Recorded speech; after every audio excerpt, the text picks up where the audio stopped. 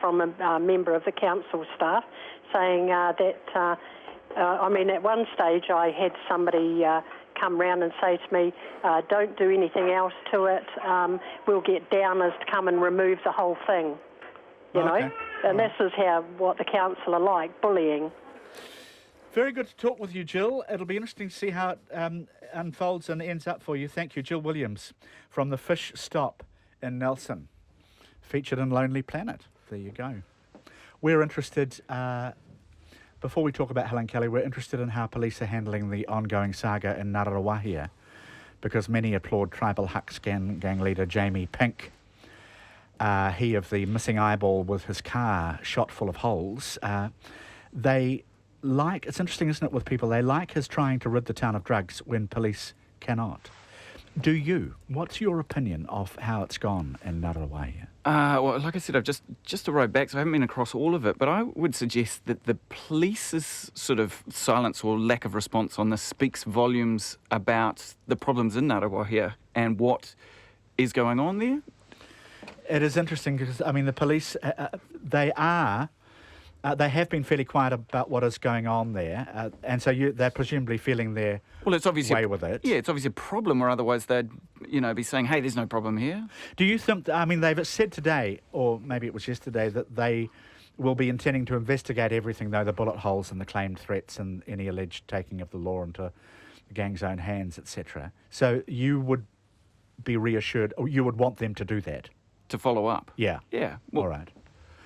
Dwayne, does anything worry you about this? I noticed that there are sort of ongoing updates, aren't there? Such as video that's now gone up of Jamie Pink in the main street. Do you worry about what it might be saying or might be heralding this case? In terms of vigilantism? Yeah. Yeah, I sort of think, is the problem just going down the road, or is it really a long-term solution? And I sort of think there's this sort of an initiative that I really like. I can rally around, hey, look, let's do something about this. I think a connected community first, with a sort of natural, when a connected community and cares, it has a natural self-protecting and self-regulating sort of mode, and I like that. So it's more of a moderate vigilantism. Someone messes with our playground or pool across the road, people actually kick in and say, hey, don't look after it, right? But I feel, there's something good in here, but maybe sort of the left foot's gone before the right foot. Something's a bit skew-iff, and ultimately it's just pushing it down the road. That's kind of what my feeling is. Before we go, coverage on Checkpoint of the Helen Kelly Memorial Service today, and the CTU head, Richard Wagstaff, said one of our brightest has fallen, and Robin Malcolm was on with a lovely tribute when she died. I haven't left you much time, but it does seem like fallen, doesn't it? She had so much more to do, seemingly. Would you agree? Yeah, absolutely. So young and so sad. And the thing about Helen was the way that she sort of exemplified the Kiwi that we'd like to think that we are represented out there. Yeah, it's quite nicely said. Anything to add, Dwayne? I'd just like to hear her story said more and more. If she inculcates so much of these values we share, it'll be good to hear her story more and more. Dwayne Major, glad you're getting better from the tummy bug. Thank you for coming on today. And Clark Gayford, nice to see you again too. See you, Jim. Thank you, everybody. Have a lovely weekend. Checkpoint with John Campbell coming right up.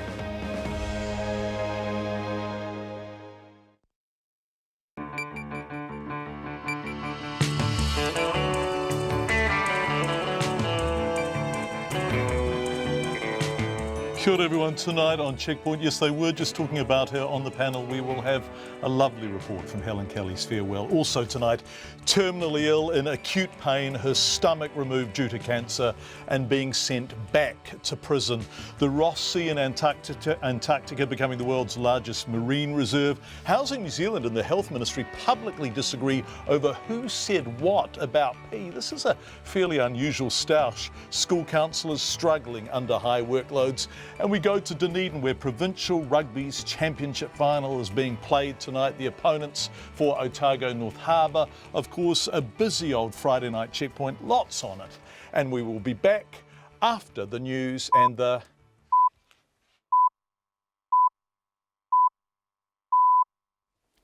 RNZ News at 5. Ngā mihi nui, good evening. Ko Katrina Batanaho. 2 government agencies are at loggerheads over the meth testing of state homes and the evictions of tenants. The Health Ministry is adamant it repeatedly told Housing New Zealand its meth guidelines were only suitable for former meth labs, but the Housing Agency says that's completely untrue. Our political reporter Benedict Collins has more. Housing New Zealand has been using meth lab clean-up guidelines to evict tenants from state homes where the drug is believed to have been smoked. The Health Ministry says its staff have repeatedly told the Housing Agency its guidelines are only designed for meth labs. Housing New Zealand says that's incorrect and that the Ministry has never said a word. The Housing Agency also ruled out reviewing any of the cases where it has evicted tenants. From Parliament, Benedict Collins. Customs says the methamphetamine intercepted in its biggest ever bust of the drug was welded into the doors of shipping containers from China. A 20-year-old Hong Kong man appeared in court in Auckland this morning, charged with trying to smuggle 176 kilograms of the drug into the country. Customs Group Manager Intelligence Jamie Bamford says it was a sophisticated concealment. Usually we discover drugs sort of within produce, that's within the containers. But this time, obviously, they have taken to concealing it within the container doors themselves. So that's involved quite a bit of metal welding, as you can imagine, and has been pretty well hidden. Jamie Bamford says the methamphetamine has a street value of $176 million and was intercepted in July. A convicted fraudster with terminal stomach cancer is being sent back to prison despite her entire medical team insisting she's too sick to return. Vicky Latelli is serving 3 years and 2 months imprisonment for property fraud. 6 months into her sentence, she was diagnosed with cancer and given 5 months to live. Her parole hearing is not until next April, and her attempts to have the date brought forward were denied. Latelli's medical team, including senior oncologists, have written to the parole board saying she cannot be cared for properly in prison. She's currently under guard in hospital undergoing treatment and will be sent back to prison when discharged. A campaigner for protection of the Ross Sea says it's overwhelming that it will finally receive it after years of talks. The Ross Sea will become the world's largest marine protected area after unanimous agreement at the Annual Commission for the Conservation of Antarctic Marine Living Resources in Hobart. Filmmaker Peter Young says the Ross Sea is the most pristine stretch of water on the planet. I never pictured this day arriving, to tell you the truth, because it was such a huge task and ask, but it gives me great faith in humanity that we've reached this. 25 nations agreeing to protect the Ross Sea is just amazing. Filmmaker Peter Young. The new protected area will cover roughly 1.5 million square kilometres, of which nearly 3/4 will be a no fishing zone. A district court judge is on sick leave after she allegedly struck a lawyer with a crutch during a charity event at Auckland's Northern Club. But the lawyer involved says the incident has been grossly exaggerated and described the written complaint as illiterate. RNZ understands Judge Anna Johns was involved in a brief exchange with lawyer Scott Leith at a charity event for Te Rangamarie Charitable Trust. The judge has recently undergone surgery and was on crutches. She's said to have struck the lawyer with a crutch. The Chief District Court Judge, Jean-Marie Doug, confirmed the judge has been on sick leave since the matter came to her attention. Scott Leith has referred to the incident as a minor fracas. Helen Kelly has been remembered as a courageous campaigner for workers' rights and a loss to the international trade union movement. The prominent union leader died a fortnight ago of lung cancer at the age of 52. The Council of Trade Unions President Richard Wagstaff has told a memorial service at Wellington that Ms Kelly was a dear friend and confidant, and her death is a huge blow. Mr Wagstaff says he knows he's not the only one gripped by huge sadness at the loss of Ms Kelly. Helen, we will never forget you. We will remain inspired by you, and we will continue the fight even though in your death one of our brightest has fallen. Kia kaha. Richard Wagstaff said Helen Kelly had so much more to give. It's coming up to 5:05. To sport, and the All Blacks coach Steve Hansen has told provincial unions upset at not having fringe All Blacks playing for them to stop whining. The The Canterbury lock Scott Barrett and Otago hooker Liam Coltman can't play in provincial finals this weekend as they're in the All Blacks squad as injury cover, with the side flying out for Chicago tonight for next weekend's test against Ireland. Coltman, who started the season as Otago's captain, has now been on the road with the All Blacks for the past 2 months but hasn't played a test. Hansen says the provincial unions have known about the situation from the outset. We play extra test matches every year to make some money, which invariably goes back to the PUs. And we told the PUs right at the beginning what the story was. If they get selected, they've got to come. So there's no point whining about it when you get selected and say, oh, we're in the final, we want them to play. You can't do everything for everyone. Meanwhile, Brodie Retallick will miss next weekend's test against Ireland in Chicago because of concussion.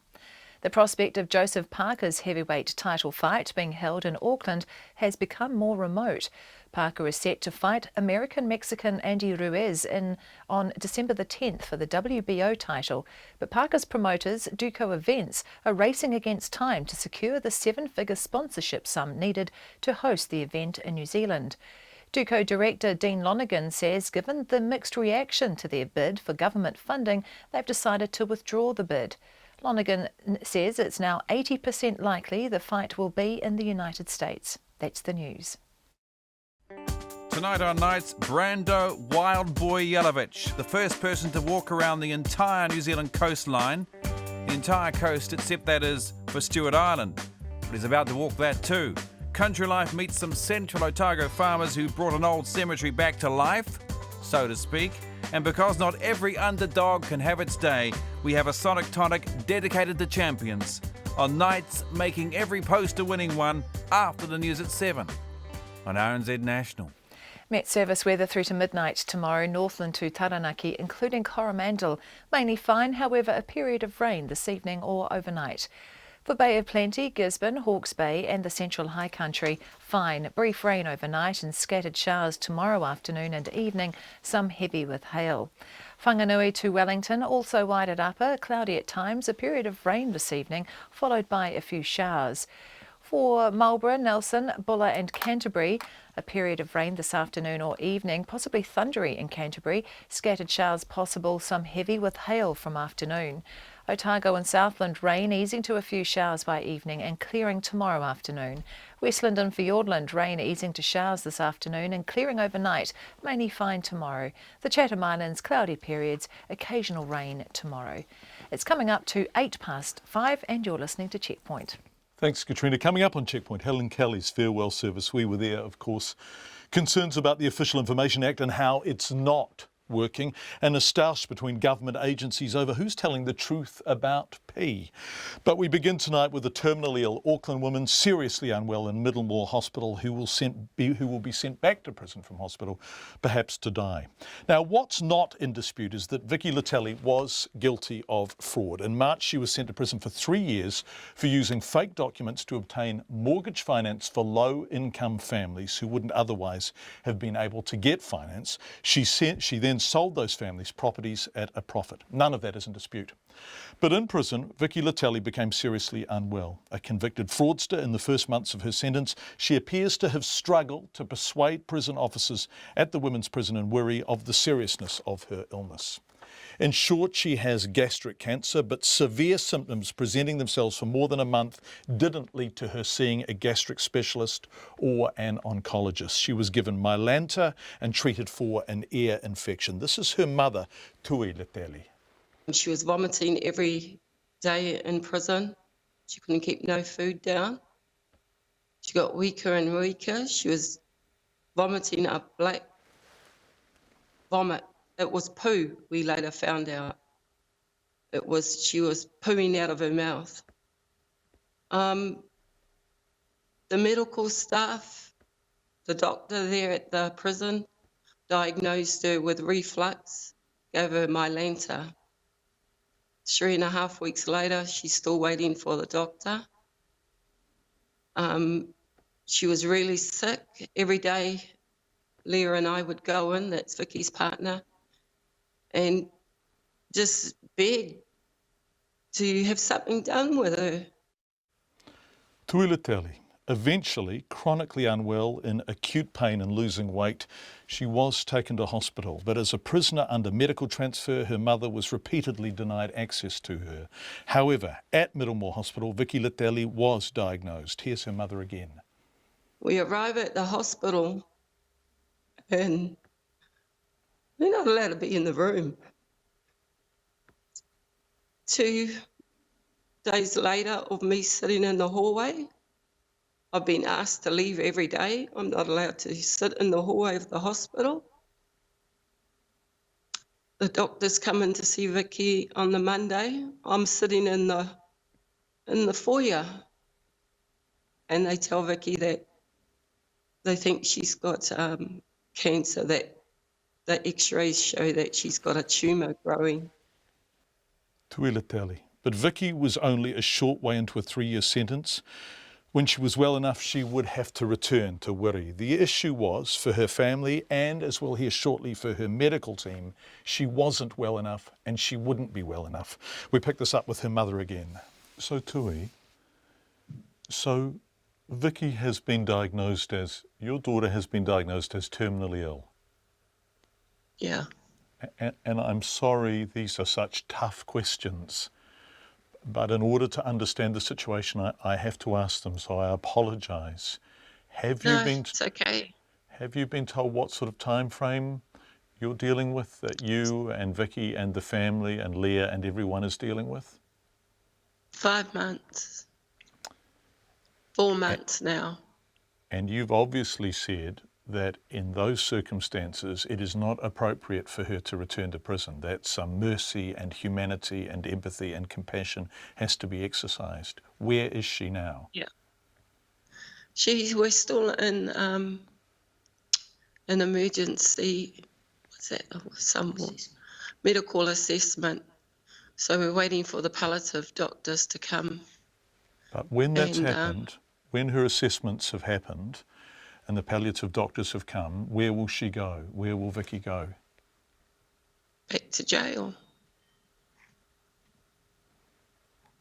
We put in for compassionate parole hearing, and last night we got emailed back that it's been denied because her sickness is not exceptional grounds for compassionate release.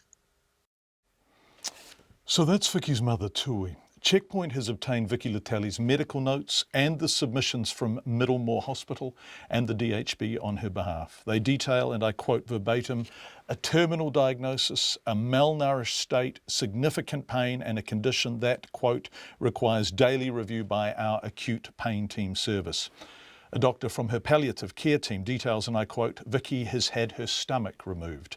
One letter from Counties Manukau DHB says, the best placement for Ms Littelli is therefore in a home environment where she can be surrounded and supported by her family and carers.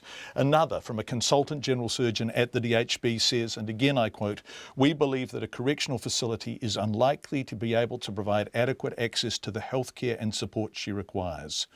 But she will be returning to the correctional facility in Wiri, South Auckland, despite submissions from a charge nurse, a house officer, a senior registrar, an oncology registrar, a palliative doctor and a consultant surgeon. Her family are begging that they please be listened to. Please have mercy on us as a family, as any family that's going through this and is in jail. We just want our daughter out so we can take care of her, that she is no threat to no one, absolutely no one. She's sick. We just want to take her home. We want her and the boys, her sons, to have time with their mother. Please, please. That's Tui Littelli, Vicky's mother. Corrections declined to be interviewed by Checkpoint. In a statement, Bronwyn Donaldson, the Director of Offender Health, says Corrections has a duty of care to all prisoners. She says the department is increasingly engaging with community healthcare services in the provision of palliative and end-of-life care for prisoners. At these times, Ms Donaldson says Corrections works closely with family members to ensure both the prisoners and the wider family members' needs are met and the comfort and well-being of the prisoner is at the forefront. The Corrections Act 2004 places an obligation on the department to provide a level of medical treatment that is reasonably necessary and a standard of healthcare that is reasonably equivalent to the standard of care available to the public. For treatment purposes, a prisoner is permitted to leave prison, usually with a prison escort. The parole board has also declined to speak to Checkpoint, saying the decision to deny compassionate release or an early parole hearing speaks for itself. We will have more on this later in Checkpoint. It's 5:15. Housing New Zealand has categorically denied it was warned by the Health Ministry that the meth testing it was carried out was only suitable for former meth labs.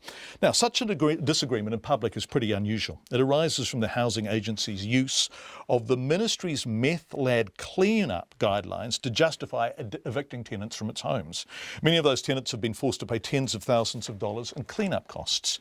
This week, new guidelines were released. They show there is no risk to health at the threshold Housing New Zealand has been using to evict tenants for personal pee use. Further, Health Ministry Director Stuart Jessamine told RNZ News the Ministry has repeatedly told Housing New Zealand its guidelines were only valid in homes that were former meth labs. The guidelines are very clear that they are only for use in houses where methamphetamine has been manufactured. But that's not how they use it, is it? Well, they're a separate government agency and they make their own decisions. Has it concerned you personally? We have, as I say, pointed out and communicated that these guidelines are clearly for the use in houses of where methamphetamine has been manufactured. It's Health Ministry Director Stuart Jessamine. After refusing to make anyone available for an interview on the issue for nearly 2 days, Housing New Zealand today put forward its manager of chemical programs, Charlie Mitchell. Mr Mitchell told our political reporter, Benedict Collins, Dr Jessamine is completely wrong. We've never received any advice that we were misusing the guidelines. We've been very clear in our conversations with the Ministry of Health that the guidelines that were previous out that the Ministry of Health owned were incomplete, and that from our perspective, we believe that there was work to be done to make them better.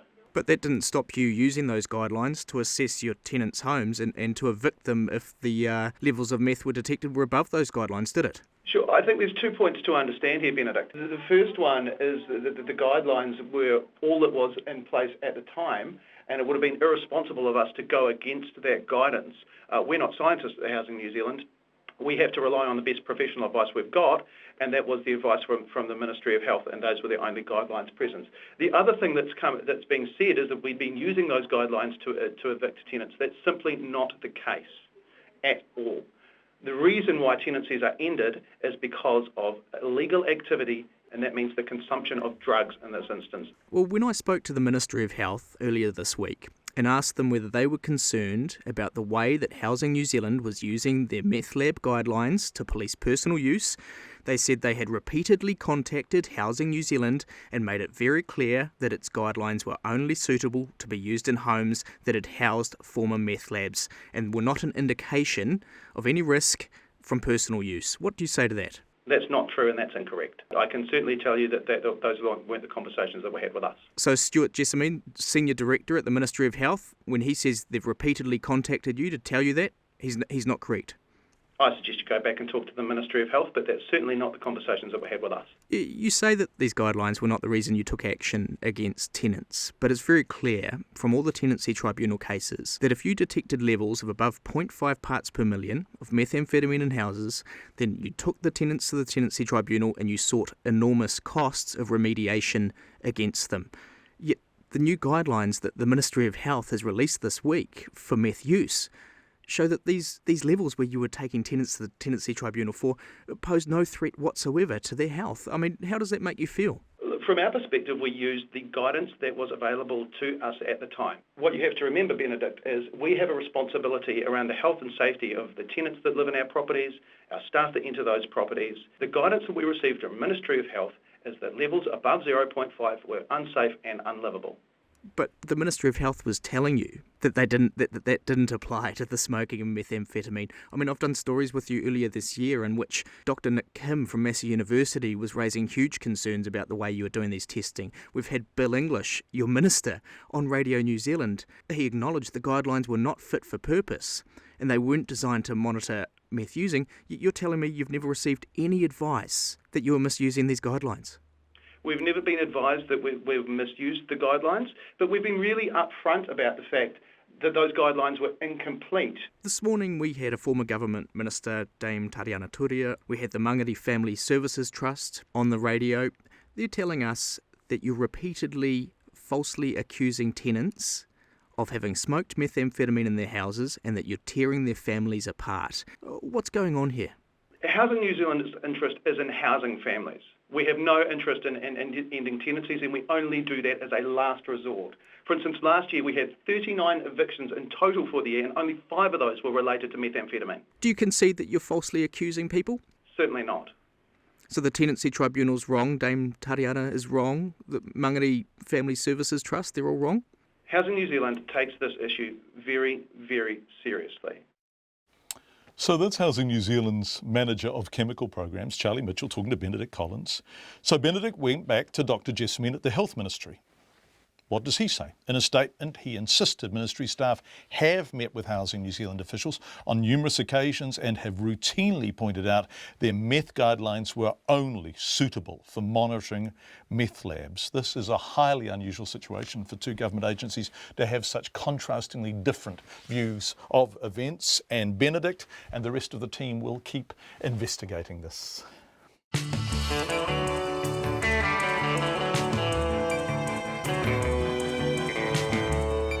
5:21, you're with Checkpoint on a Friday night. Thank you for being with us. Coming up next, Joseph Parker's promoters accuse the government of being freeloaders, and a landmark agreement to create the world's largest marine reserve. We also have that report from the service for Helen Kelly in Wellington. We'd love to hear from you in any way you choose, on any subject really. You can text us 2101, feedback already coming in on the situation of the woman with cancer being sent back to prison. 2101, email checkpoint@radionz.co.nz. We're at Checkpoint RNZ on Twitter, and we are of course on Facebook as Checkpoint RNZ.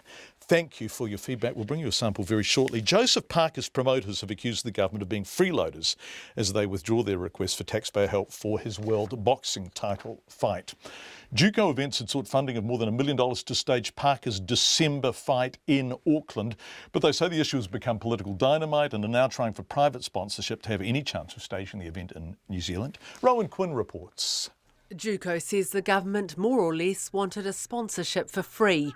One of the directors, David Higgins, says he and his partner Dean Lonergan became fed up and frustrated. In return, they'd want profile, visitation, investment opportunities, hospitality. It would go in the contract. We'd have to deliver all of that. He says after all that, the government would also want its money back. It was not us being the freeloaders. To me, that's freeloading. Reap the benefit of the event, but then get the money back. Mr Higgins initially said negative feedback from the public to the possibility of taxpayer funding was behind the decision. He said they would still have needed to make the fight pay-per-view for television viewers. Just looking at all the comments, half of them, there were a lot of haters, and we're not prepared to become pariahs in our own country.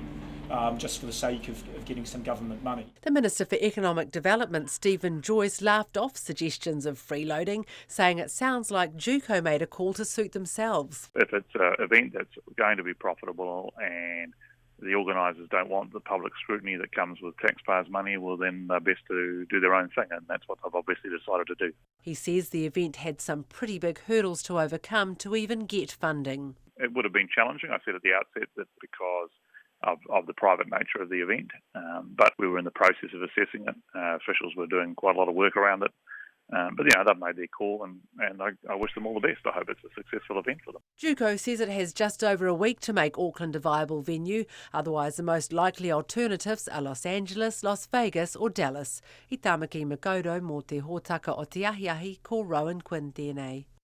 Coming up to 5:24, lots of feedback coming in on the story we began with tonight.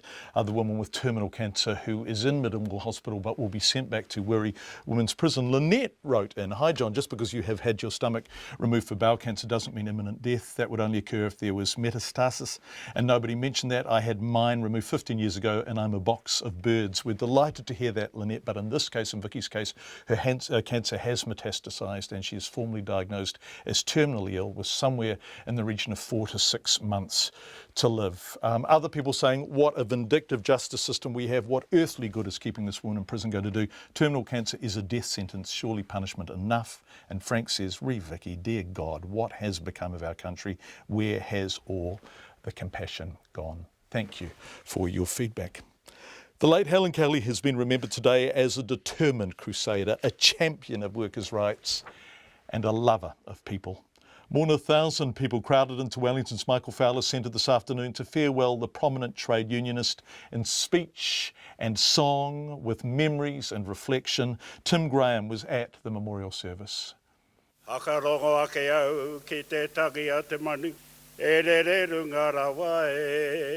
It was an afternoon of heartfelt tributes for a woman loved and admired by many. Helen Kelly's ashes sat in an urn placed on the stage during the service.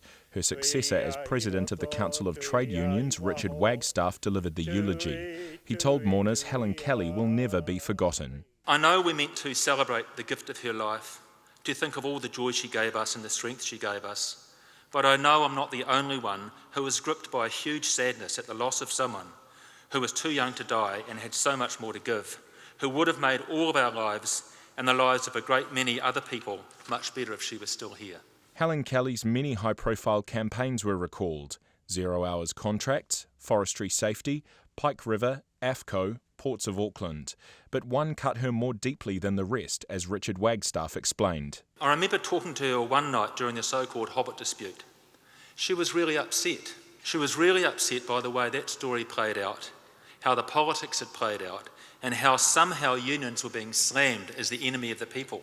It was wrong, and it proved to be so when the dust settled.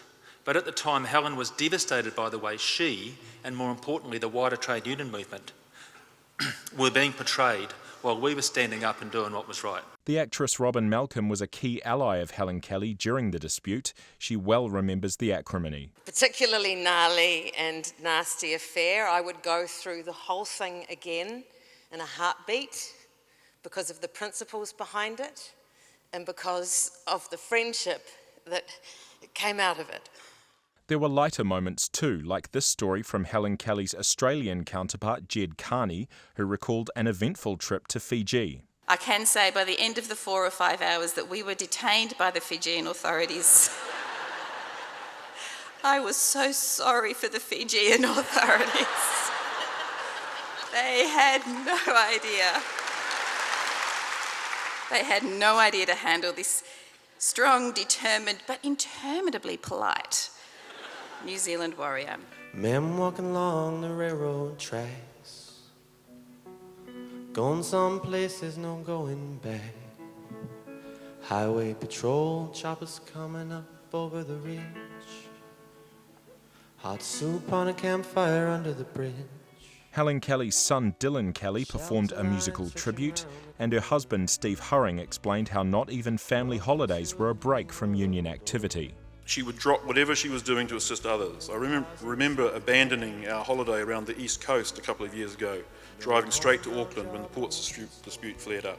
I fondly recall other holidays, like when we walked the route burn or the Kepler, Helen maintaining her health and safety campaigns via social media whenever a gap in the hills allowed reception.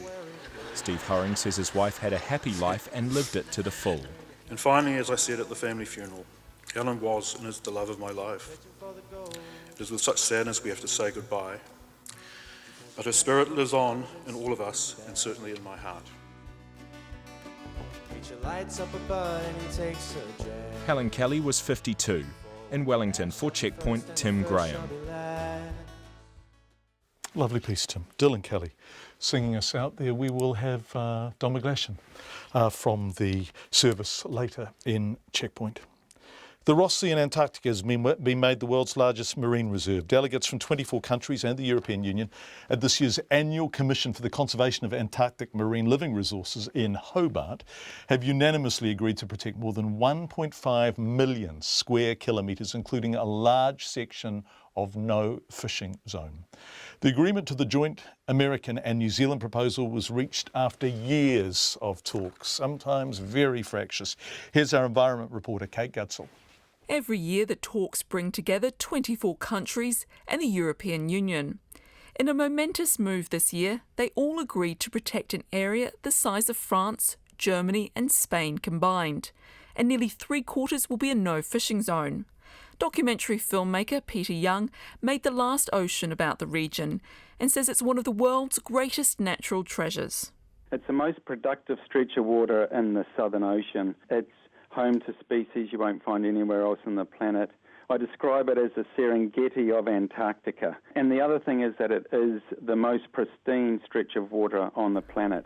Peter Young started filming the Ross Sea wildlife 10 years ago, including Adelie penguins, emperor penguins, Antarctic petrels, Ross Sea killer whales and South Pacific Weddell seals. He says he's overwhelmed by today's news. The campaign to get protection for the sea, which was discovered by James Ross in 1841, has involved conservationists and groups from around the world. His great-great-great-granddaughter is Philippa Ross. She says it's massive that the politics have been set to one side and believes Sir James would be elated. Over the last few years, he would have been turning in his grave and thinking, what is the actual argument? Because it's so simple, but I'm sure he'd be leaping up and down and doing his own thing at the moment, yes. And obviously the timing is quite significant, isn't it? Well, it's the 175th anniversary since he discovered it, and the other thing is that both his ships, HMS Erebus and Terror, which the mounts are named after, have now been found. Terror was the last one found in September, and so it's kind of like a final chapter. All 25 members at the talks had to agree to the proposal. And in previous years, Russia and China had been dragging the chain. But this year, a unanimous agreement was reached. But there is a compromise. The Ocean Science Manager for World Wildlife Fund Australia, Chris Johnson, has been at the meeting in Hobart for the last 2 weeks. There has been some compromise, so there's been a temporary measure put on this protected area of 35 years. The WWF has concerns that the Ross Sea Agreement doesn't meet the standard of what a marine protected area is according to the World Conservation Union or the IUCN guidelines. So in coming years, we'll push to get that protected permanently. The protection comes into force at the end of next year. For Checkpoint, ko kei Gutsel tēnei.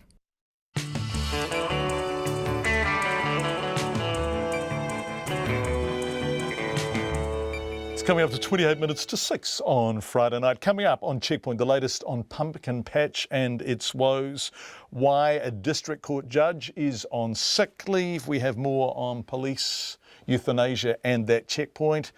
And the NPC Championship Rugby final, North Harbour versus Otago. We go to Dunedin, but before all of that, we go about less than a metre to Katrina Batten. 2 government agencies are at loggerheads over the meth testing of state homes and the evictions of tenants.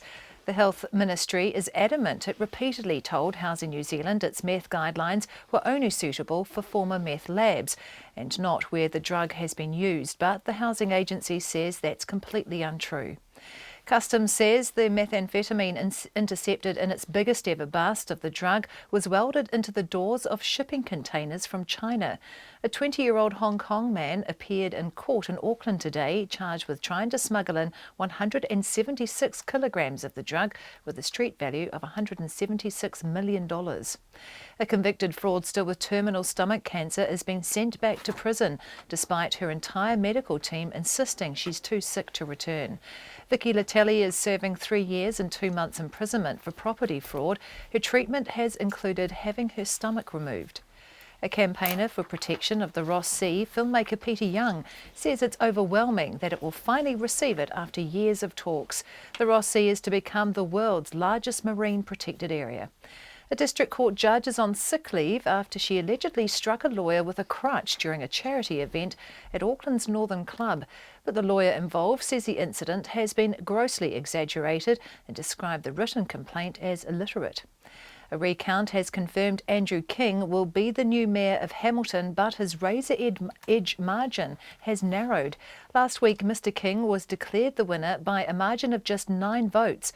A recount now has him winning by 6 votes over Paula Southgate. One person has died in a car crash in the Western Bay of Plenty. The police say the crash happened about 2:30 this afternoon on Te Puke Highway near Papamoa. The highway is likely to be closed for a couple of hours and drivers are asked to take the Eastern Link instead. Those are the headlines. I'll be back at 6. Thanks so much, Katrina. Let's turn to business news now and go to Wellington, where our business editor Giles Beckford is standing by. Hi, Giles. You've got an update on Pumpkin Patch. Indeed, in the last hour, John, we've just heard from the receivers and they've started wielding the axe as was to be expected. They're putting 7 stores to be closed. 3 of them will be in Auckland, 1 in Hamilton, Whanganui, Kapiti and Christchurch are the other places. 57 jobs to be lost. And they can expect a maximum payout of $22,000 for the staff affected. Of course, we should note that this is separate from Pumpkin Patch Distribution, about whom we heard yesterday, where in fact there's no redundancy agreement and the people who lose their jobs there will actually just be out of pocket completely. So people in the stores, the first 7 to close. The Australian chain is still under review, the receivers say, and you'd have to say that these are the first of possibly many stores to be closed. 160 all up on both sides of the Tasman, so there's plenty of scope there. The receivers essentially say these stores aren't paying their way and they're closing them in order to try and improve the chances of salvaging something from the business which they can put in front of potential buyers. Thanks, Giles. 7 stores and 57 jobs. And a stoush is emerging in the property sector for the control of MPT. Now, I've got your notes here. That's the former National Property Trust, but I know no more about it than that. Exactly. It's one of those little quiet property investment trusts, which are sort of, they're slow earners, they're slow burners. They buy buildings, they take the rents, they do them up, and they divvy up the proceeds amongst the shareholders. From that point of view, they're pretty unspectacular. NPT in particular has been regarded as a bit of an underperformer in the sector, and with commercial property performing the way it is at the moment, you would expect it to be doing better, and certainly some of its shareholders expect it to be doing better than it has. And one of those shareholders, albeit a recent one, is Augusta Capital. Now they themselves have been in property management, but they've also become a funds management company. Essentially, they're offering to buy out NPT to take control of it. They want to sell some of their property assets to NPT.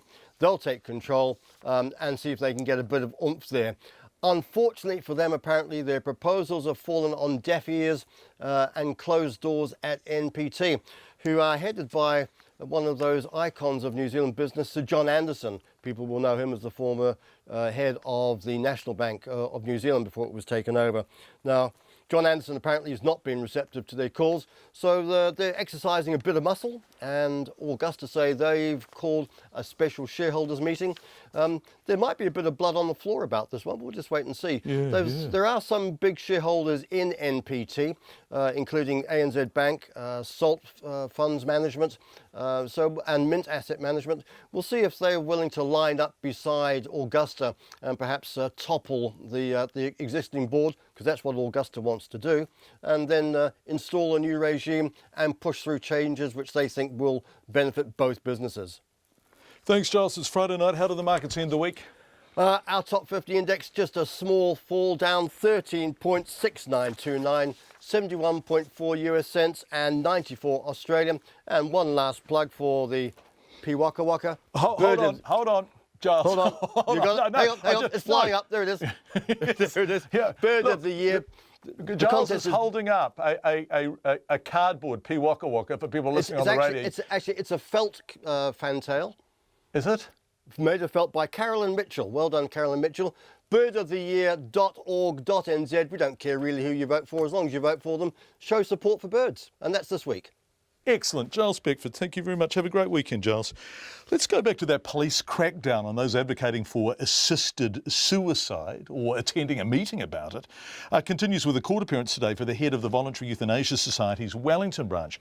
Susan Austin has been charged with importing a sedative narcotic into New Zealand. So this has gone beyond the meeting now.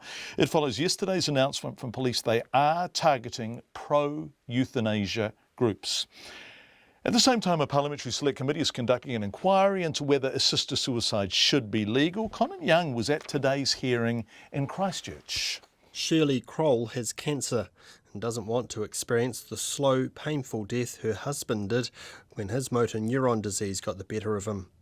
While she's not considering assisted suicide, she wants the practice made legal. I have no wish to linger without any quality of life at all, and I would like to go with full command of my senses and to be able to properly say goodbye to my family.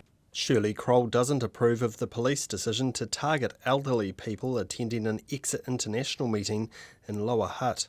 I thought that was pretty indefensible, really, and pretty tough on innocent people. Lindy Howard is a spokesperson for the Voluntary Euthanasia Society. She told me the police were wrong to visit those who attended the Exit International meeting to check on their state of mind. This is incredibly patronising, treating elderly people as children. These are people who are sensibly looking at the possibility of what's coming later in their lives, especially things like dementia. After presenting her submission for why the law should remain unchanged, Barbara Te Miha from the Catholic Women's League told me she supported the actions of the police. My personal view is one, I don't believe that we should help to murder another person.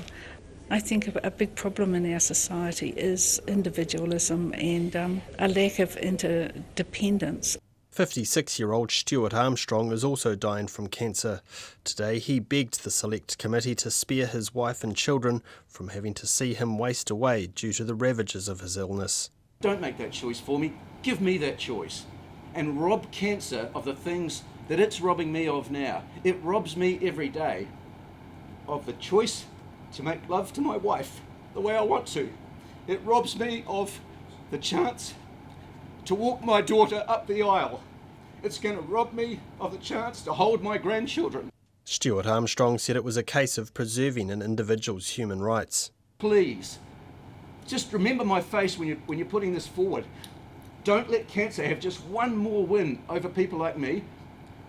Do something about it. Give us a chance to die with some dignity. Robert Hoy told the Select Committee life was too precious to give people the choice to take it, and talked about his 13-year-old niece who recently died from a rare genetic disorder. When I visited Jess in hospital the day before she died, she was struggling to breathe and unable to communicate other than occasionally with her eyes. But I can assure you there was no loss of dignity for this young lady. The proposed law change would see us offering suicide to Jessica, or her parents, as a valid option for prematurely ending her life. What a tragedy that would be. Once it's completed its investigation, the Health Select Committee will make a recommendation to Parliament about whether the law should be changed. In Ototahi for Checkpoint, ko Konanyang tēnei. It's 18 minutes to 6 on Checkpoint, and District Court judge is on sick leave after an allegation she struck a lawyer with a crutch during a charity event at a prestigious private club.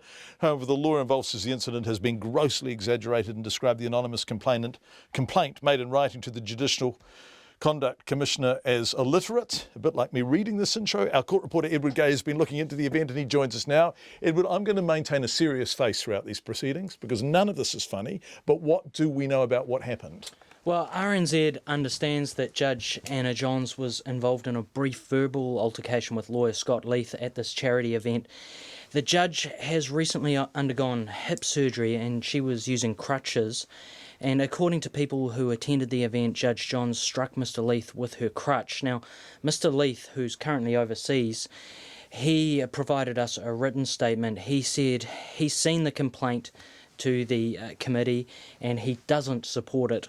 So he was the guy that was hit with the crutch? Allegedly. Allegedly yeah, hit, right. and he doesn't support this complaint? He doesn't support this complaint at all. Okay. He said he was sure the matter would be resolved once the parties had had a chance to comment to the authority, and Mr. Leith said he couldn't comment any further than that.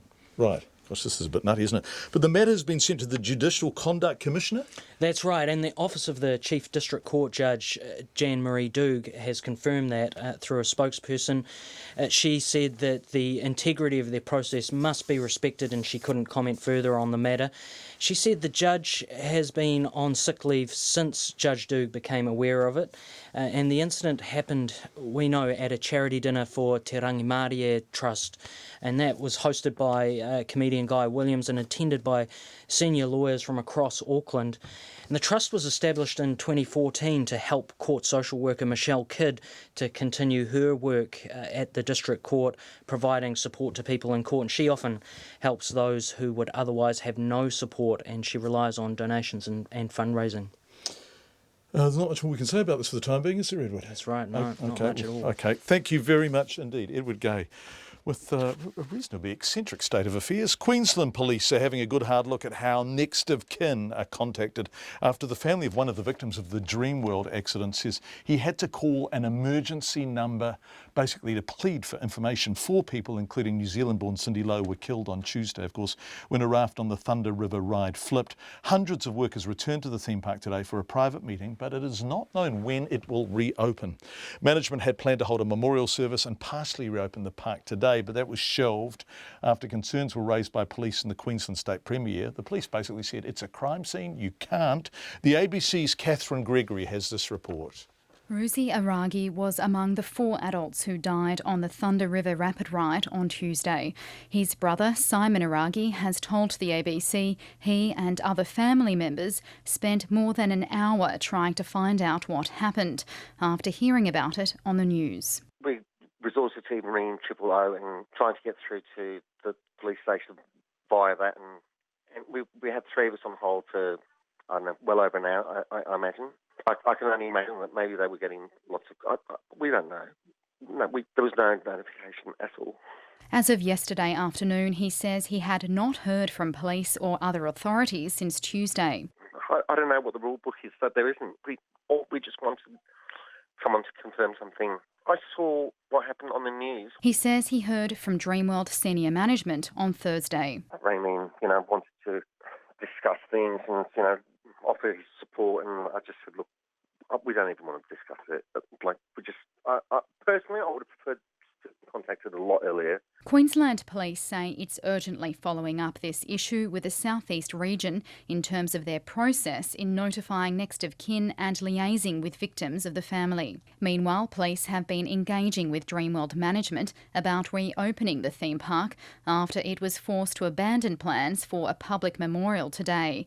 Assistant Commissioner Brian Codd says the site is still part of a coronial investigation. We have been in very, very good dialogue with Dreamworld about the potential for a staged opening, and one that is not only meets our needs in terms of securing and protecting the crime scene, but is respectful. Dreamworld management has come under fire over its handling of the accident. Queensland Tourism Industry Council Chief Executive Daniel Gushwind says Ardent Leisure, which oversees Dreamworld, needs to focus on sensitive communication. The Ardent Leisure has to really step it up and make sure that they re-establish that trust. A short time ago, Ardent Leisure Chief Executive Deborah Thomas gave this emotional address to media. Everybody has been moved by this. Everybody is suffering from this and saddened. And it's not just the people who work with us, but their families as well. So I hope that this is the beginning of the healing process. That is what we want. Village Roadshow Theme Parks, which oversees SeaWorld, Movie World and Wet n Wild, has released a statement saying the safety and well-being of guests is its top priority. That report from Catherine Gregory of the ABC. The Republican vice presidential candidate, Mike Pence, along with about 30 members of his campaign team, including his wife and daughter, have had a pretty lucky escape by the sound of things after their plane skidded off the runway at New York's LaGuardia Airport. The accident happened as the plane was landing on a flight from Iowa. No one was injured. It was all women power on the Democratic presidential campaign trail in the US today. First Lady Michelle Obama made her joint campaign appearance with Hillary Clinton, her first, at a rally in the battleground state of North Carolina. This is a bit of a weather vane state. And as the ABC's Michael Vincent reports, their message was solidly pitched at women and black voters. Among the self-declared team of stars the Democrats have out campaigning, there's one who has a very special position. Well, hey there. You guys are pretty fired up, right? After 8 years as First Lady, Michelle Obama is now doing her best to put a woman into the Oval Office, Hillary Clinton. I wish I didn't have to say this. Right? But indeed, dignity and respect for women and girls is also on the ballot in this election. They've been campaigning in Winston-Salem, North Carolina, a state where Hillary Clinton is leading with African-American voters in the latest New York Times poll by 88% to Donald Trump's 2%. But support is different to turning out and voting. As Michelle Obama explained, Her husband won North Carolina by just 14,000 votes in 2008. But when you break that number down, the difference between winning and losing this state was a little over 2 votes per precinct. See, I want you all to take that in, because I know that there are people here who didn't vote. Two votes.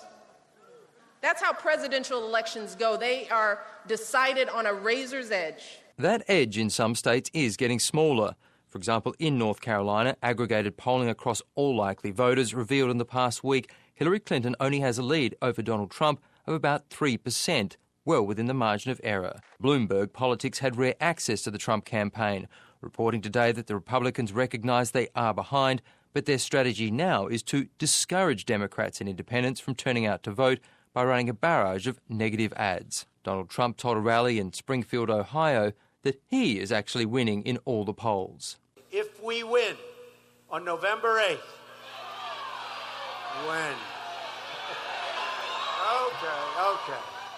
when we win on November 8th. There are just 12 days left in the 2016 presidential campaign. A report from the ABC. School counsellors are struggling under high workloads, with some solely responsible for more than 1,000 teenagers.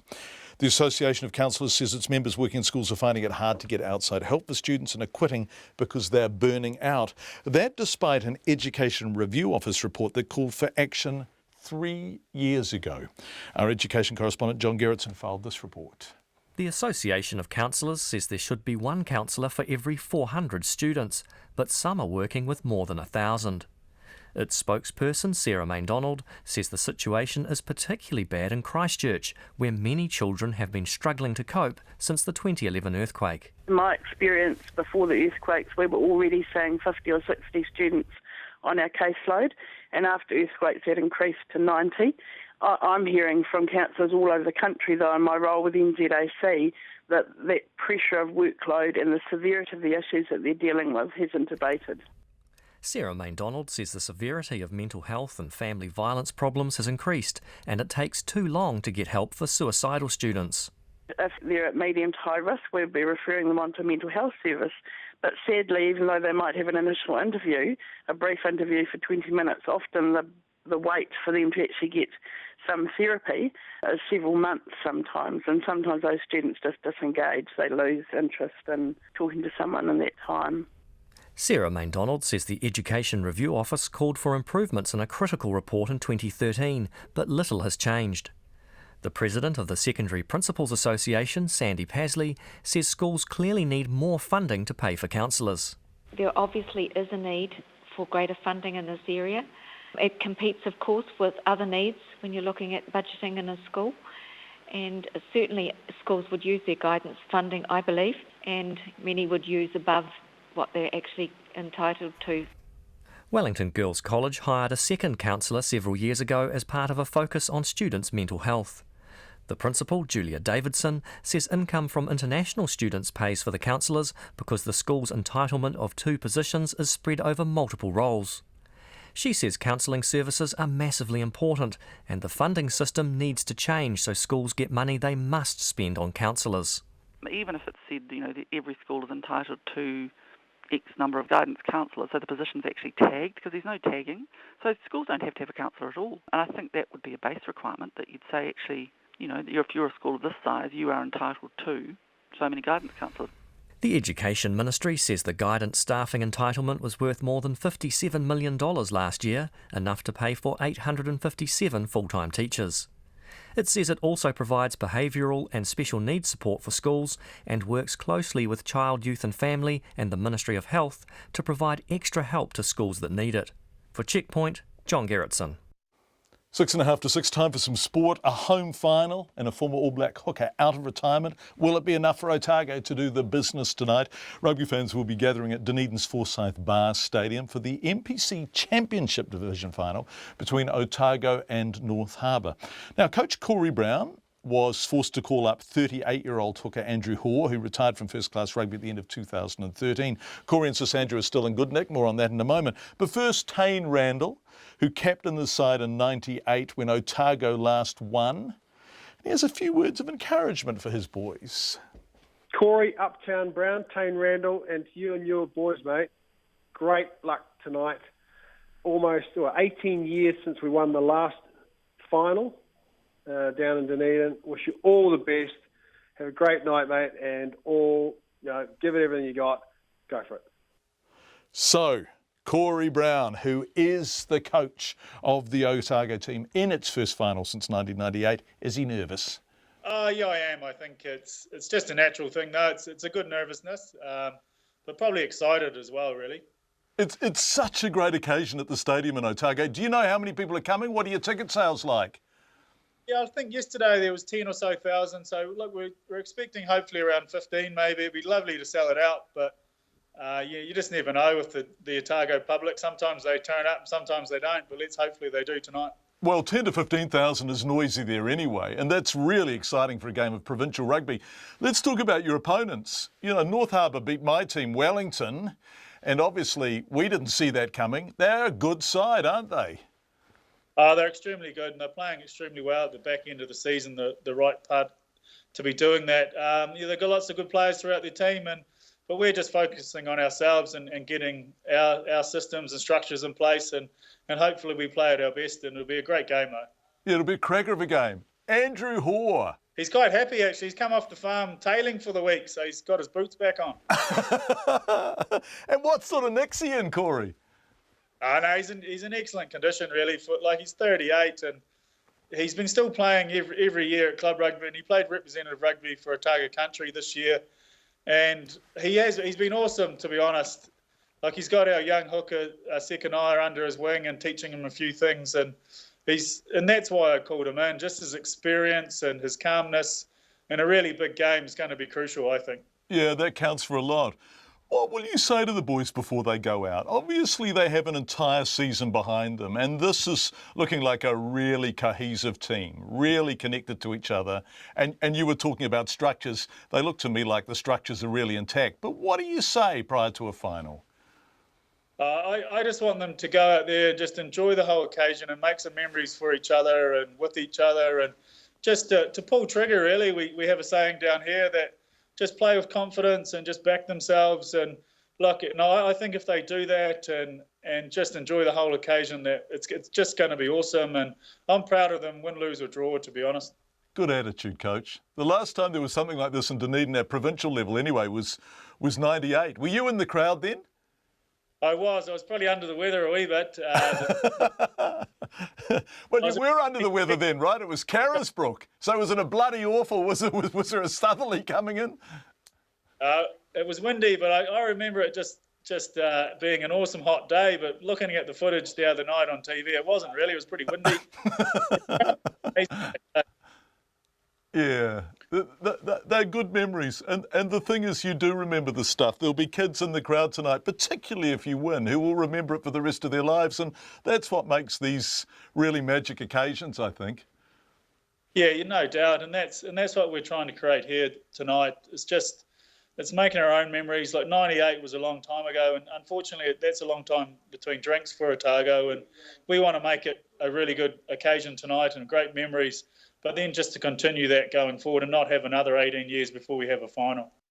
Corey Brown, who was the Otago coach, they're playing North Harbour in the Championship Division final in Dunedin tonight. Corey Brown is, of course, Tony Brown's younger brother. Lots of feedback. Thank you. And really mixed feedback on the story we opened with tonight about the woman with terminal cancer. She has somewhere in the region of 4 or 5 months to live. She's in acute pain, who is being sent back to prison from hospital. I have huge sympathy for the woman with terminal cancer, for her family and for her family. However, as someone who makes submissions to the parole board as a victim of crime, I have some sympathy for the board. 3 years is not a short sentence. In fact, some very damaging crimes have been committed by people who are sentenced to less. Surely we should expect our penal institutions to provide excellent end-of-life care as a matter of course. Corrections already provide an inadequate service to inmates in many ways. This is just another example. The story, I believe, is lack of appropriate care within prisons, not whether or not the parole board is at fault for not releasing her, says Paddy. So that's Paddy's point of view. A different point of view is the woman in prison is a human being and a New Zealand citizen. She is entitled to the best available care just as all other New Zealanders are. She's made a mistake in the past, but she does not deserve her dying months incarcerated and isolated from her family. She needs to be with her children and get expert care. The medical experts know what's best, not the law. She has had a number of submissions saying, please release her from staff of the county's Manukau DHB. And finally, Michelle says, let common sense prevail. The woman is dying. Her cancer will continue her confinement and be her prison. Should New Zealand be unrelentingly punitive? Thank you for all your feedback. We do appreciate it. We will have more on this subject after the news at 6. We're also going to talk to the Ombudsman about how difficult it is now to get information out of the civil service using the Official Information Act. And here's some strong opinions about that. It's a fascinating subject, so do stay with us after 6. RNZ News at 6. Ngā mihi nui, good evening. Ko Katrina Batanaho. 2 government agencies are at loggerheads over the meth testing of state homes. The Health Ministry is adamant it repeatedly told Housing New Zealand its meth guidelines were only suitable for cleaning up meth labs. But the Housing Agency says that's completely untrue. Housing New Zealand has been using the Ministry's meth lab guidelines to evict tenants from state homes where the drug is believed to have been smoked. The Housing Agency's manager of chemical programs, Charlie Mitchell, says claims it was told the guidelines were only appropriate for meth labs are false. That's not true and that's incorrect. I can certainly tell you that those weren't the conversations that were had with us. So Stuart Jessamine, Senior Director at the Ministry of Health, when he says they've repeatedly contacted you to tell you that, he's not correct. I suggest you go back and talk to the Ministry of Health, but that's certainly not the conversations that were had with us. Charlie Mitchell speaking to our reporter. In response, the Health Ministry says its staff have routinely pointed out to Housing New Zealand that its guidelines were only suitable for monitoring meth labs. A convicted fraudster who's been diagnosed with terminal cancer has been denied an early parole hearing or compassionate release. Vicky Latelli became seriously unwell after starting a 3-year sentence in March and was eventually diagnosed in September with gastric cancer with a life expectancy of 4 more months. Despite several specialists asking corrections to let her be treated at home, Latelli will have to return to prison once her treatment's finished. Her mother, Tui Latelli, says corrections should show her mercy. We just want our daughter out so we can take care of her, that she is no threat to no one, absolutely no one. She's sick. We just want to take her home. Tui Latelli. Corrections says the decision to deny Latelli early parole hearing or compassionate release speaks for itself. Customs says the methamphetamine intercepted in its biggest ever bust of the drug was welded into the doors of shipping containers from China. A 20-year-old Hong Kong man appeared in court in Auckland this morning, charged with trying to smuggle 176 kilograms of the drug into the country. Customs Group Manager Intelligence Jamie Bamford says it was a sophisticated concealment welded into the doors of shipping containers. He says the methamphetamine has a street value of $176 million and was intercepted in July. The Iraqi army is trying to reach a town south of Mosul where Islamic State has reportedly executed dozens of people to deter the population from supporting the offensive on the jihadists' last major city stronghold in Iraq. A military spokesman says army and federal police units are fighting off sniper fire and suicide car bombs south of Hammam al-Alil. Officials say IS shot dead dozens of prisoners there, most of them former members of the Iraqi police and army taken from villages the jihadists have been forced to abandon as the troops advanced. They say some of the families of those executed are also held in Hammam al-Alil. The World Wildlife Fund says the agreement to create the world's largest marine reserve is a turning point for conservation, but compromises have been made. The Ross Sea will become the world's largest marine protected area after unanimous agreement at the Annual Commission for the Conservation of Antarctic Marine Living Resources in Hobart. It will cover roughly 1.5 million square kilometres, of which nearly 3/4 will be a no-fishing zone. However, the protection will expire, and the WWF Australia's Ocean Science Manager, Chris Johnson, is not happy about it. There has been some compromise, so there's been a temporary measure put on this protected area of 35 years. The WWF has concerns that the Ross Sea Agreement doesn't meet the standard of what a marine protected area is according to the World Conservation Union or the IUCN guidelines. So in coming years, we'll push to get that protected permanently. WWF's Chris Johnson. The Economic Development Minister, Stephen Joyce, has laughed off suggestions of government freeloading from the boxer Joseph Parker's promoters. Duco Events has withdrawn a request for government funding to help stage Parker's World Boxing title fight in Auckland in December. It says the funding criteria would effectively mean the government would have been getting free sponsorship or freeloading. But Mr Joyce says it seems Duco made the decision to suit its own situation. He says it would have been hard for the company to make the criteria, and he makes no apologies for being careful with taxpayer funds. If it's an event that's going to be profitable and the organisers don't want the public scrutiny that comes with taxpayers' money, well then they're best to do their own thing, and that's what they've obviously decided to do. The Economic Development Minister, Stephen Joyce. It's 6:05. To sport, and Otago plan to exploit their speed in tonight's domestic rugby championship final against North Harbour in Dunedin. The winner will be promoted to the top-tier premiership competition for next year. The Otago coach, Corey Brown, says they've studied North Harbour's game, but they'll only win by working to their own strengths. We've identified a few things from how North Harbour play and stuff, but it's mainly about us and executing our game plan and our game style that we want to bring to North Harbour on Friday night. We play with a lot of speed and width, and it's just making sure that we do that and execute that well under pressure. Corey Brown. The All Blacks and the Hurricanes halfback TJ Perenara has signed with New Zealand Rugby through until the end of 2017. The All Blacks fly out tonight on their end-of-year tour with the first match against Ireland in Chicago next weekend. The World Rally Championship driver title may be beyond his grasp, but New Zealand's Hayden Paddon is still desperate for success in the last two events of the year. This weekend, Paddon and co-driver John Campbell contest the Rally of Great Britain and Wales, with the last event of the year being the Rally of Australia. They currently sit fourth overall, and Paddon says getting back onto gravel roads rather than the tar-sealed ones they've been competing on recently should improve their chances. We want to get back on the podium because it's felt like a long time since we were on the podium, and we miss that feeling. So we want to get that taste again, and as I say, that gives us some good confidence going into a new season next year as we build towards the ultimate goal. Hayden Paddon, that's the news. Tomorrow morning, Rufus Wainwright on opera and the Roman Emperor Hadrian. Professor Andrew Sharp on Samuel Marsden, one of New Zealand's founders and often misunderstood. And we'll check out the rise of the Iceland Pirate Party. Looking very hearty in the polls for this weekend's general election. Join me, Kim Hill, tomorrow morning from 8 on RNZ National. Met Service weather through to midnight tomorrow, Northland to Taranaki, including Coromandel, mainly fine. However, a period of rain this evening or overnight. For Bay of Plenty, Gisborne, Hawke's Bay and the Central High Country, fine. Brief rain overnight and scattered showers tomorrow afternoon and evening, some heavy with hail. Whanganui to Wellington, also wide at upper, cloudy at times, a period of rain this evening, followed by a few showers.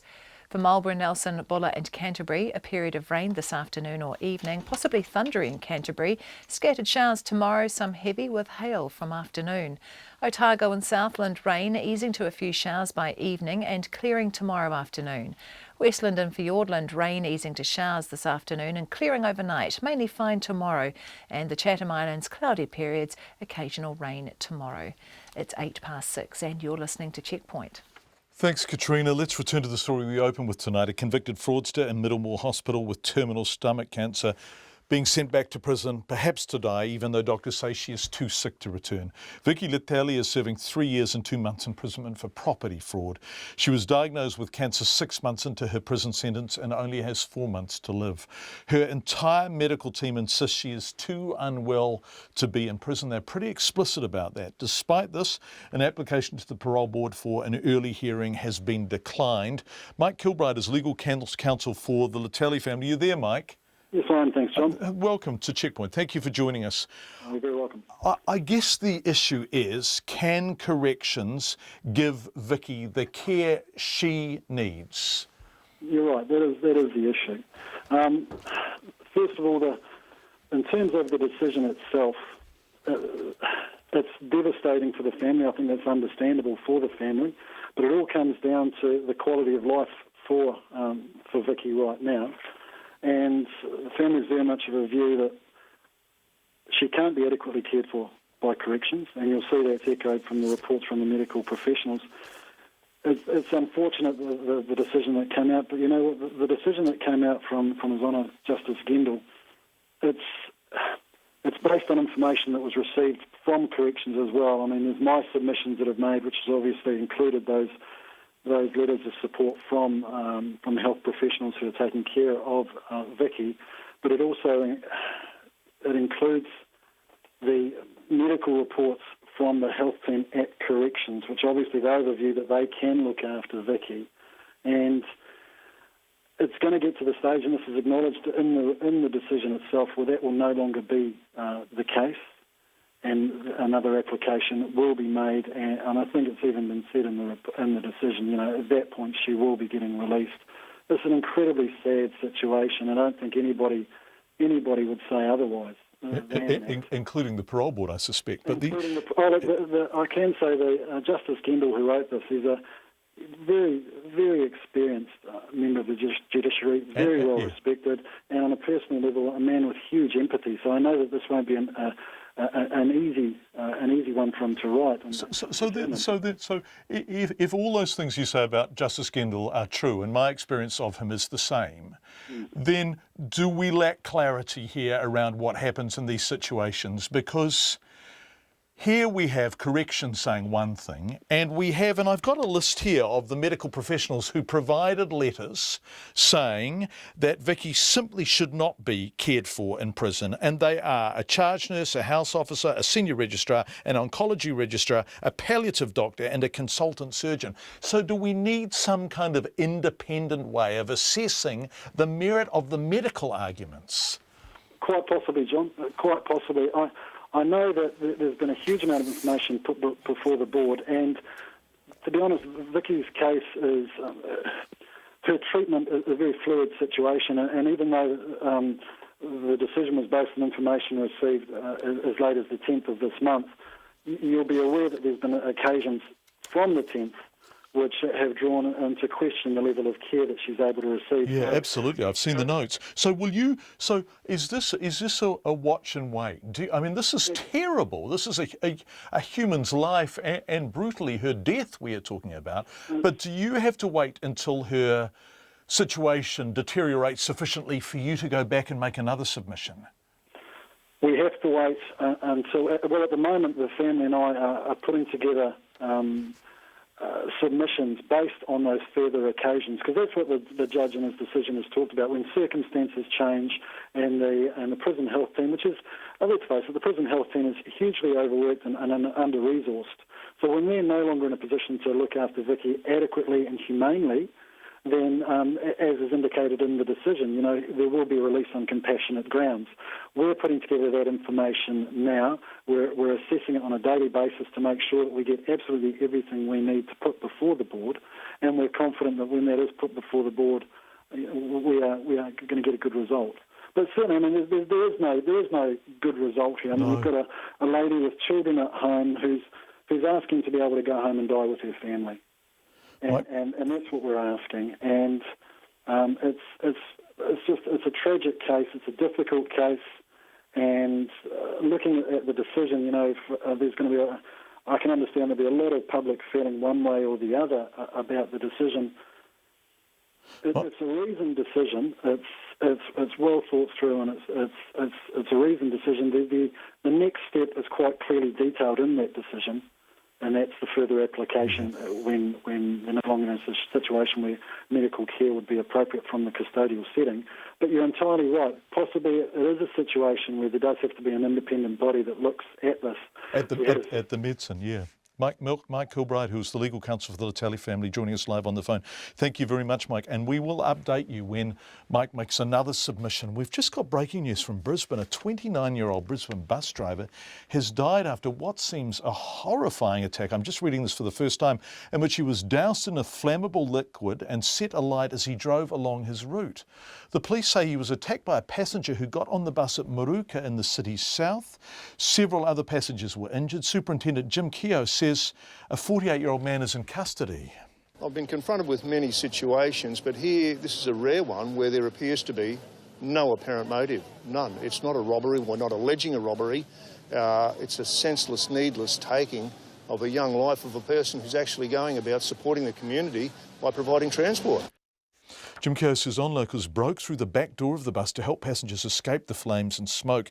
The state's police commissioner Ian Stewart is currently giving a media conference on the incident and says a homicide investigation has been launched. Terrible.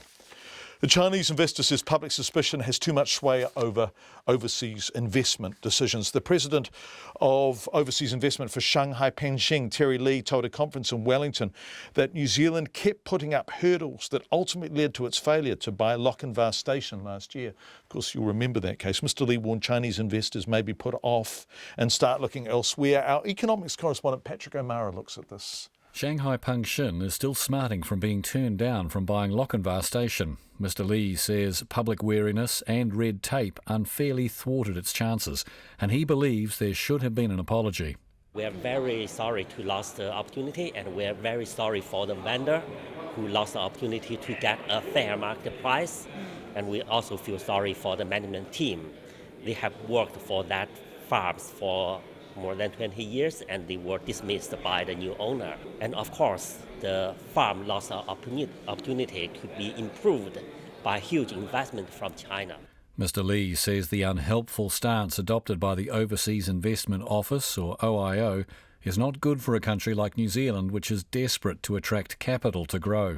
That is the major concern from China investors because of the uncertainty and the long time costing, and especially for large investors, there is also a kind of risk of reputation because OIO will reject you on the public rather than advise you and help you to revise your application. The minister responsible for the Overseas Investment Office, Louise Upston, did not return calls seeking comment. But the evidence shows Chinese investors appear eager to invest here, and New Zealand appears happy to accept. The OIO approved 10 Chinese investment applications in the 6 months to April.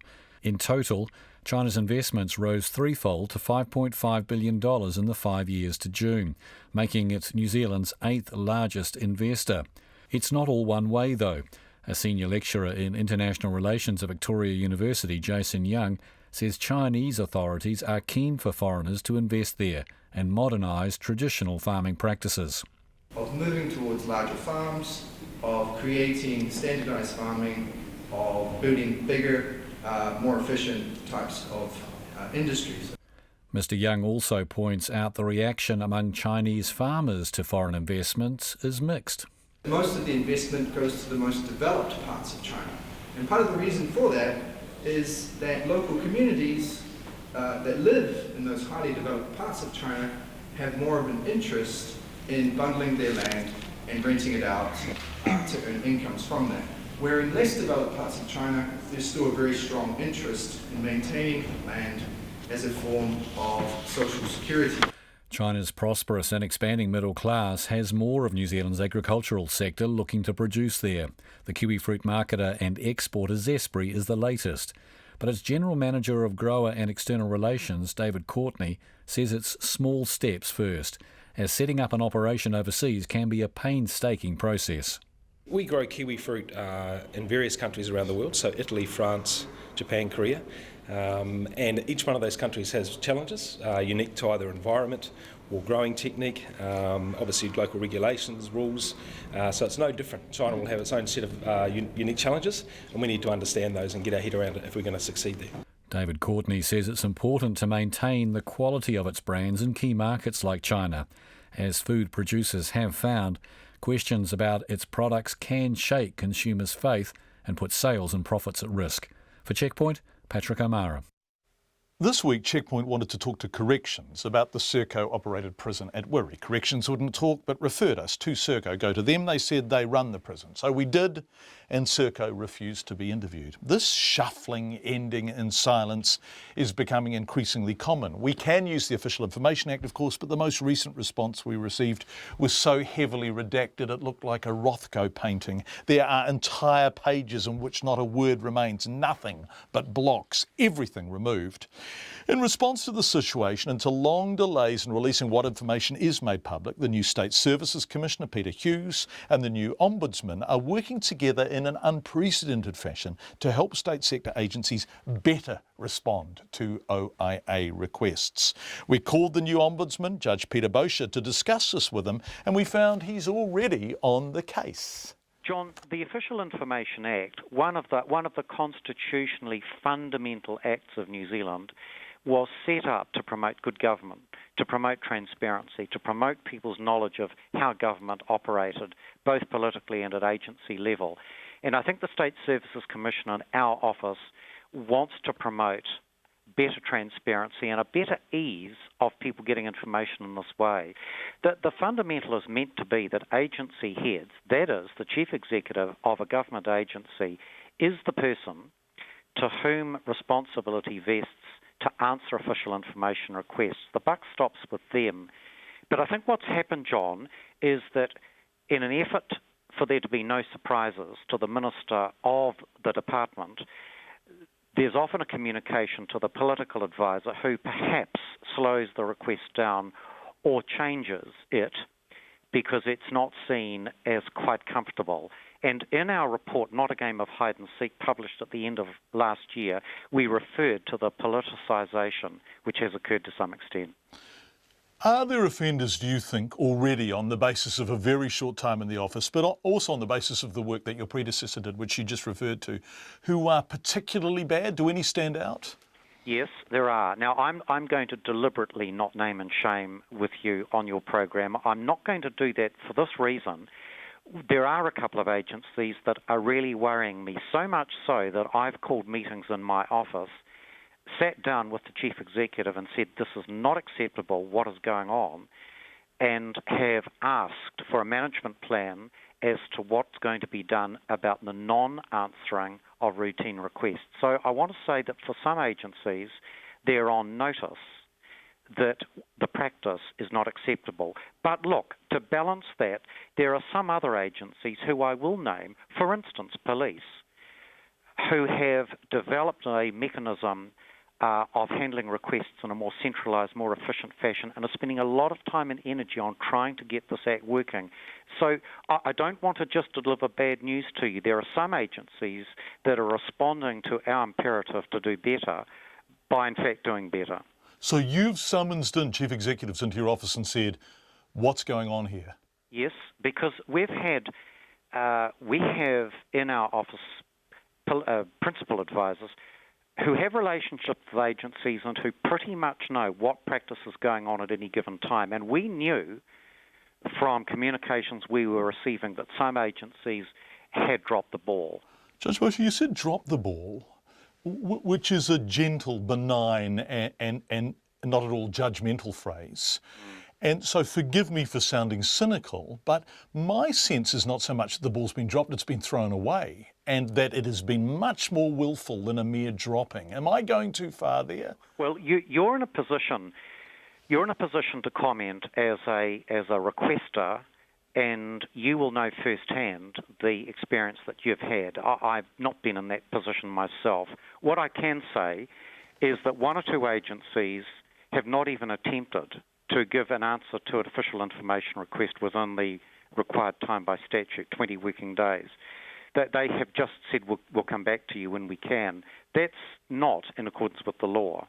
And so you'll understand that we've reacted fairly tersely to that by indicating that that is not acceptable.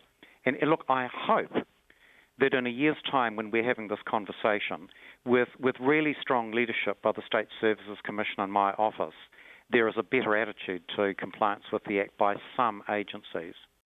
Judge Peter Bosher, the new Ombudsman, who will be working with the new State Services Commissioner. I suspect that what Judge Peter Bosher was saying there will gladden the heart of all journalists listening tonight and everyone who attempts to use the Official Information Act. It's 6:23. Lots of feedback on this issue of Vicky Latelli and her terminal illness being sent back to prison. As a family, we know how ineffectual the doctor and nursing team can be at Wiri. You really have to fight to get appropriate care and get your family members seen by the right people, in our case a psychiatric team, and to get the right medication delivered on time. Even some on the parole board can be blind to the actual consequence of what they say. I don't think they have a medical doctor on the board, but they do have a psychiatrist from the Mason Clinic who must be aware of what happens when people are terminal and need specialised care. Our thoughts are with Tui, Dave and the family as Vicky goes through this valley. That's from the Burgess family. Thank you for your feedback.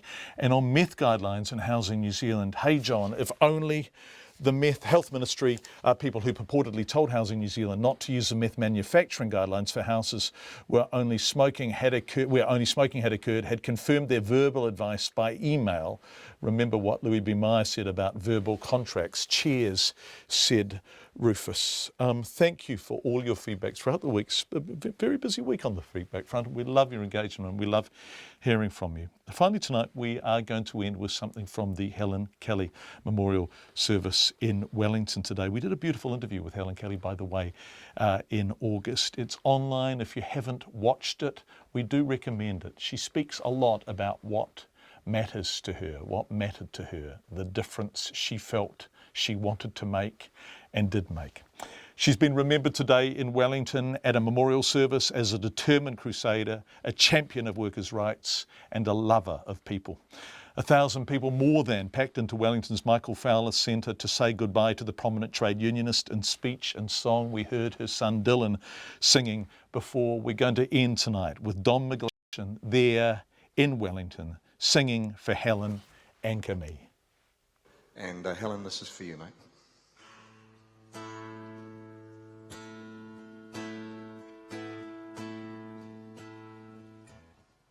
Full fathom fire,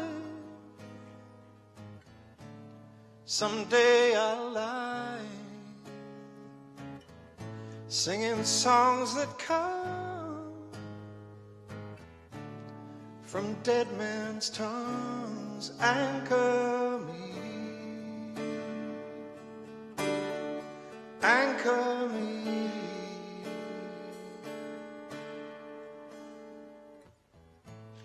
as the compass turns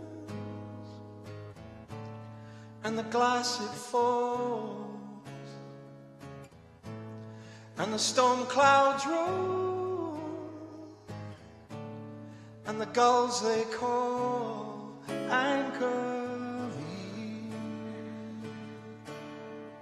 anchor me,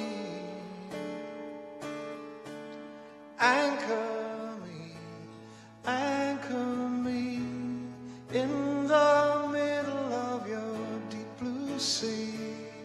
Anchor me, anchor me in the middle of your deep blue sea. Anchor me, anchor me.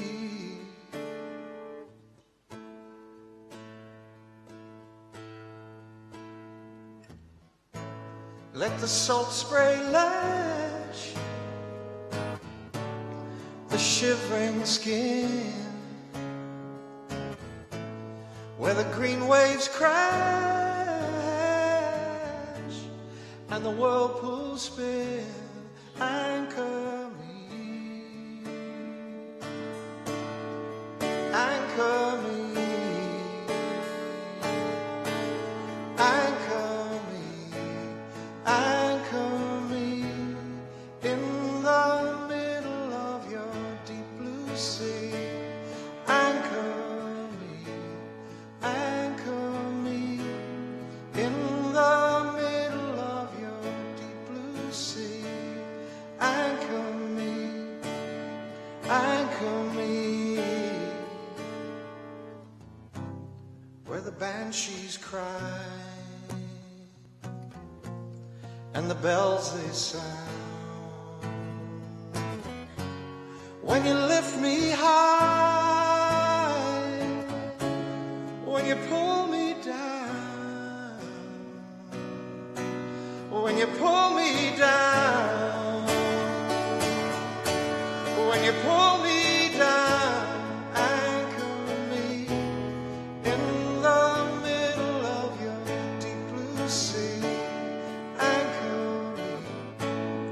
Anchor me in the middle of your deep blue sea. Anchor me, anchor me, anchor me, anchor me, anchor me, anchor me in the middle of your deep blue sea, oh, deep blue sea, oh, deep blue sea, oh, deep blue sea. Anchor me, anchor me, anchor me, anchor me, anchor me, anchor me.